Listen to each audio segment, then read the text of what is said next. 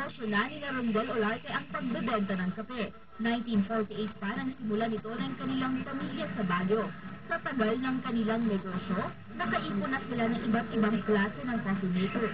Merong vintage, automatic o pinipindot lang, may mokapat na may iba't ibang hugis at kulay, tipat, Turkish cup na mula Japan at siphon. Aabot sa 23 ang kanilang coffee maker. Bawat coffee maker, nagbibigay ng iba't ibang lasa. Yung process kasi ng pag-brew, yung nakapekto. One is yung water. So, depende sa pag-brew. Ito, for example, yung drip, direct yung water doon. So, kung whole water ginamit mo, malalasa mo pa rin yung tubig kasama ng coffee. Mas masarap daw ang kape kung lumang coffee maker ang gagamitin.